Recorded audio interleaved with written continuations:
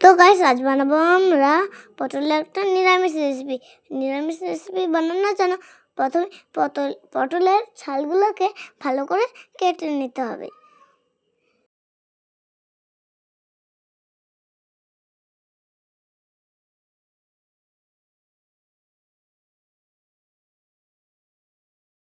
কেটে নেওয়া হয়ে গেলে পটলের ভেতরে যে শাঁসগুলো সেটা আমরা চামচের পিছন দিয়ে বের করে নেব।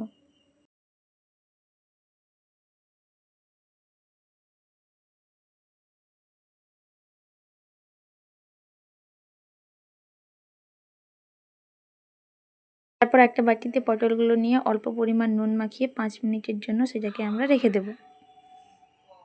কড়াইতে তেল গরম হয়ে গেলে নুন মাখানো পটলগুলো দিয়ে ভালো করে লাল লাল করে ভেজে তুলে নেব।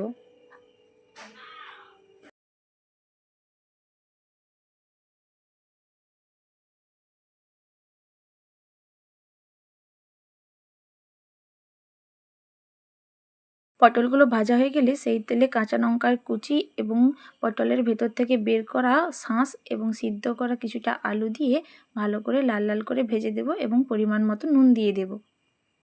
একটি বাটিতে কিছুটা পরিমাণ সরষা এবং 2টো শুকনো লঙ্কা, তারপর কিছুটা পরিমাণ সাদা তিল দিয়ে দেব এবং 2টো বা 3টের মতো কাজু বাদাম আর এমনি নর্মাল বাদাম 2-3টে। তারপর একটা গোটা টমেটো কুচিয়ে রাখা দিয়ে দেব মিক্সির মধ্যে, সেটা দিয়ে একটা পেস্ট বানিয়ে নেব।